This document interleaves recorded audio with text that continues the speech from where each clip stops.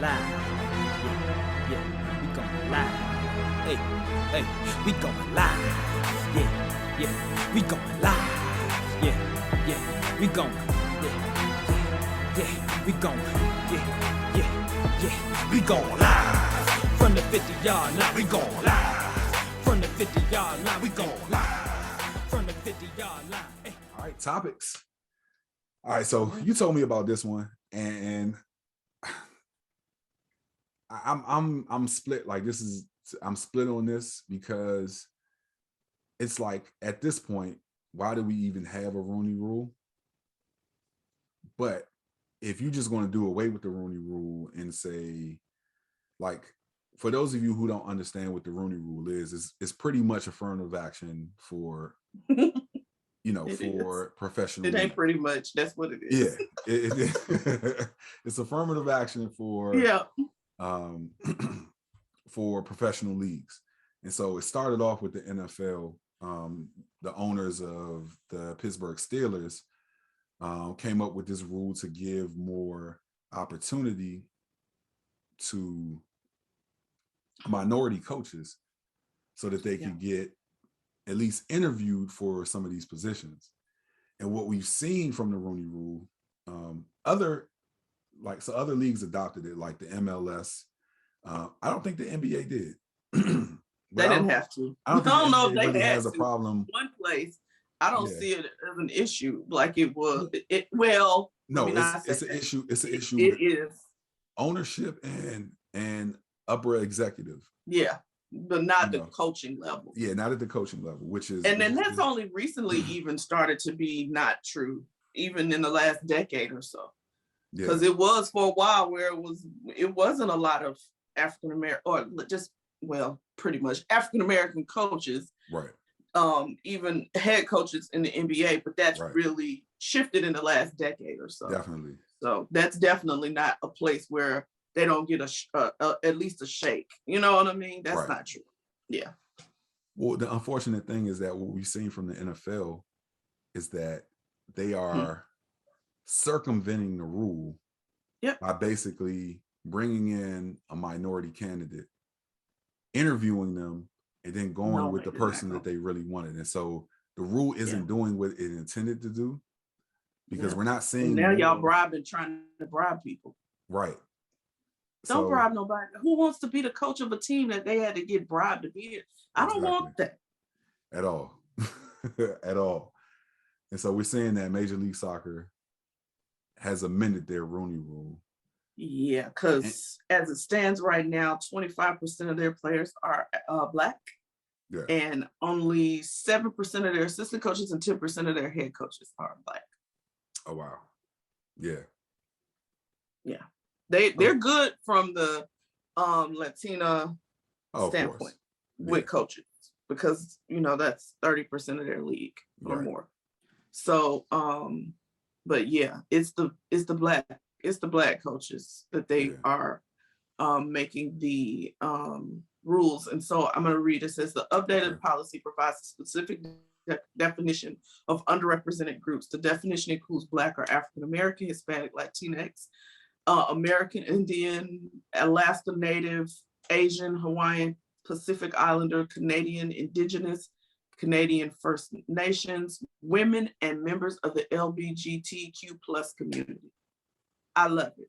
Yeah. So here's the part that even I don't think any of it, a lot of these people that they are considering in their definition of underrepresented have not been defined in other leagues to this degree. Yeah. This is awesome. I don't think they left a person out. Right. I don't think they left a person out. So I love that. And so I feel like they're going to we'll see how this is going. If they're going to do like the NFL and just have this rule in place where you have to interview them, but then you can still pick who you want. Yeah. Or are you going to give people an actual fair shot? Right. So we'll see. I just love that they even took the initiative. Yeah, and that's dope. I think, you know, when I first saw it, and that's why I say this is kind of bittersweet. Like, you would hope that there doesn't need to be a Rooney Rule, but we know that it does. We know that injustice still exists. Absolutely. We know that, you know, prejudice and bias still exists. They do. And we know, you know, unfortunately, we know that white privilege still exists. It does. And so these rules are meant to combat that. Yep. And when you see them get circumvented, it's like, why even have it? But for it just MLS, that's why it's yeah. Go ahead. I'm sorry. No, just for the MLS to amend it and be so inclusive, and, you know, for them to at least try to say, okay, like, we see this, what's going on in other leagues, like, we're going to try to get this right. You can't do anything but applaud that. So shout out to the MLS. NFL, you need to follow suit. So I'm reading, I'm sorry, it says the changes that are required are now that they have to have, that the finalists for an open technical position include 2 or more non-white candidates, one of whom must be Black or African American, as part of a renewed effort to prioritize opportunities for Black candidates. Mm-hmm. Previously, the policy only required 1 diverse candidate to be interviewed for open positions. So they've upped the ante on the number of people. Hiring organizations must also demonstrate that the interview process includes candidates with comparable experience for all candidates in the finalist pool. Previously, teams could violate the spirit of the rule by interviewing candidates whose qualifications did not match. Mm-hmm. And so that was giving them the reason to say, well, we can't give them the job. Right. So they have really, they really went and thought of this. I feel like they've been much more thoughtful, and shout out to the Black Players for Change, which is an organization, and it's an independent organization of about 170 MLS players, coaches, and staff. Yeah, they were instrumental in helping the MLS to incorporate these new changes to the policy. That's it right there. Yeah. Oh, and SCORE, which is Soccer Collective on Racial Equality. That's just Black former players. Okay. Mm-hmm. Yeah, shout out to the MLS. Like, this is, it's good to hear. You know what I'm saying? Them actually doing something that is going to promote some change and isn't just pageantry and lip service. What? Right. That's right. All right. They said, oh, yeah, this is good. It's good. This is good. Mm-hmm. Okay. So we moving on to your boy. I know you love to hear this. Steph Curry. This is my boy. If you guys have not seen our IG post recently, at the end of every IG post, we hashtag Steph's personal life coach. So Steph can be Steph's personal life coach. Yes.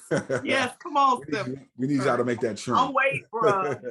I'm waiting. Listen. So I know if people see it, they probably think, because my name is Stephanie. Right. So they see it and they think Steph, but no, that is literally. So my brother Jarrett is slick campaigning for me. Because he knows how much I love the Curry. Yeah. And would absolutely, it would just bring me joy to be able to do work with that family. Yeah. Literally. And so Steph is it 10 away now? 10 away. Is he? And that was based off last night? I don't know. Let's see if this was, he might listen, because he said he was going to get 23 hours ago. He was 10 away. Yeah.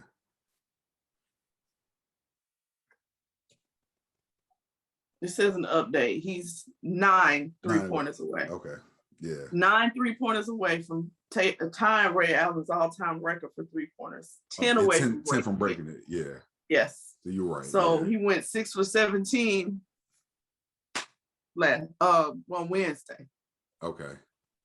And so, so they didn't play last night. That's right. No, that was Wednesday. They played the Trailblazers, and he went 6 for 17.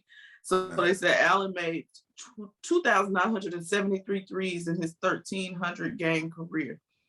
Through 786 games, Curry has made not 2,960. So we talking almost half the time. Yeah, half the time this man, and it's psycho. Like this is amazing. Yeah, I use Steph Curry. Oh, so with coaching, I'm always telling people about how other things like our mind is a muscle. And so sometimes in reframing your thought process, when I'm having conversations with my clients about reframing something that they're thinking in order to get to what they want to get to, right. I often use Steph Curry as my analogy that because he has been so diligent to practicing shooting, that the muscle memory is just there now. He doesn't even think about it. Like they showed last week, he was in the stands and shot a ball into what? So that's muscle memory. It's not even because it's not even about the distance I'm walking off because he can shoot from the 3-point line to the logo, to the other side of the court, to the stands. So it's the muscle memory. And so that's what I'm always trying to use that as an analogy. I use him because you know how I feel about Steph Curry. I use the analogy of Steph Curry all the time to help my clients understand how they need to work towards, you know what I mean? But this dude is amazing. That's all I'm gonna say. This dude is amazing. As much as I be wanting to hate on him, I just can't. You want to hate on the Golden State Warriors. You don't want to hate on Steph. Nah, not Steph. As much as I don't like the Golden State Warriors, that guy's amazing. Amazing. Yeah. That just that you in not even 1,000 games. Right. And you about to break this man because you did not even 1,000 games. And you're about to break this record. So what is it going to be by the time you're done with playing? Unreachable is what it's going to be. That's what it's going to be. I just said, this is crazy. Yeah. So good luck, Steph. Yes. I hope you do it in the very next game, honestly. Yeah. I do. I hope so if he can in the next game they play, break Klay Thompson's record, single game record. Oh, right. Yeah. Of 14. 14? Yeah. 14. Oh, man. Yeah. That was psycho all in itself right there. Hello? But the fact that it was 14 off of 11 dribbles or something like that? Something crazy? Lord. Listen. And he's coming back. Efficient. Right. So just get ready. This is going to be ugly, okay? I usually don't start watching basketball until, I definitely watched the Christmas game. I usually start watching basketball until like right after the All-Star game. I don't think I'm going to watch basketball this year. Why? Because the Golden State Warriors are going to win the NBA Finals. You already got a prediction. It don't even matter who else in the jump. The Golden State Warriors are not going to lose many games. No. You mean to tell me they're top 5 in defense and their top defender has not come back yet? Like exactly. Who has a chance? And you got Steph. Let's not leave that out. Yeah, no, of course. And Klay. Listen, you get to be a defensive juggernaut and a pure shooter. Listen, it's gonna be beautiful. I'm gonna watch every game. I don't want to see it. I don't want to see it. I want to see every single moment of it. I want to see every single moment of it. Yes. I love it. So yeah. Kudos to Steph. Definitely. Yes. All right, let's move on to our Heisman Trophy finalists. Yeah. So it's looking like we have Bryce Young, Kenny Pickett, Aiden Hutchinson, and CJ Stroud. I am glad to see Aiden Hutchinson. I knew that was coming. Me too. I'm so glad to see him on here. They shouldn't even call it a Heisman Trophy. They need to name it something else. The quarterback trophy. It's just gonna be quarterbacks. That's all y'all ever put. It's not fair. It's only ever quarterbacks. Quarterbacks and running backs. And Alabama running backs. No, not just running backs. Alabama running backs. Right. So, it's gonna be somebody from Alabama. It's like they bribed somebody. Yeah. It's how I feel about New England. Like y'all bribing somebody. What's happening here? What is this? Because every year you're gonna have somebody in the Heisman run, and you're gonna be number one or close to it in the country. Like, what is that? Yeah. So who do you see winning it? Oh, I don't want to say it. I don't want to. It's okay. I don't want to say it. I don't want to say it. I know. I don't want to say it, but I think it's Bryce Young. It's Bryce Young. I would like to see CJ Stroud win. Really? Mm-hmm. Quarterback from Ohio State? Mm-hmm. I wanted to be Aiden Hutchinson, but of course you do. Yeah. I just love when defensive players win it. I think the last defensive player to win it was Charles Woodson. Wow. And how long he done retired from football? Right. Jesus. Jeez. Oh my gosh. Yeah, that's not good. But yeah, no, I like CJ. I mean,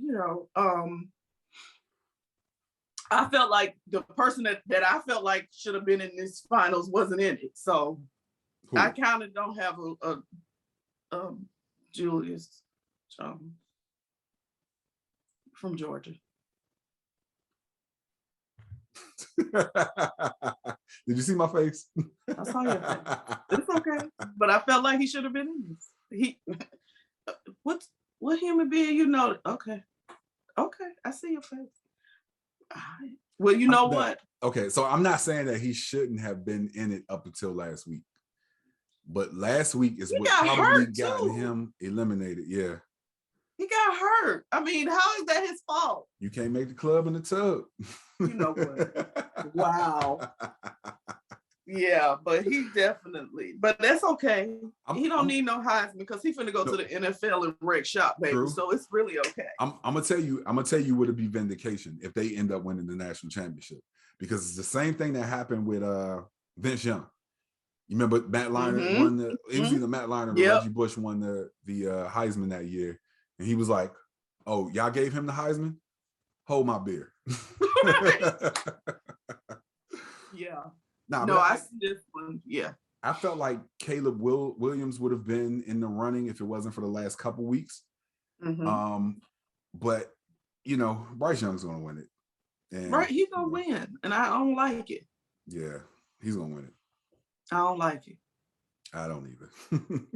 I don't even feel like freshmen should have an option. No, I think so. I don't. Because what does this do to your head? You still, because you got to go play 2 years. You still have to go play. You do, and you can't. This isn't basketball. You still got to go play 2 years. That's true, and the pressure is just be on. It just seems unfair, like to do that to some. I don't know, but if they have the clearest, like, best season, yeah. Like if right now, if Oklahoma was where Alabama is right now, like I think that it wouldn't be any doubt that Caleb Williams would be a Heisman finalist, and possibly if they were in that position, he'd be the winner. Yeah, but yeah, I don't know. Anyway, but yeah, he gonna win. Doggone it. Well, yeah, whatever. We grumbling about this one. Yeah. Sorry, guys. We just not. Nobody won't talk about that. All right. Now put the cameras on me. Put the cameras on me. Put the cameras on me. Put the cameras on me. Put the cameras on me. Put the cameras on me. Put the cameras on me. Put the cameras on me.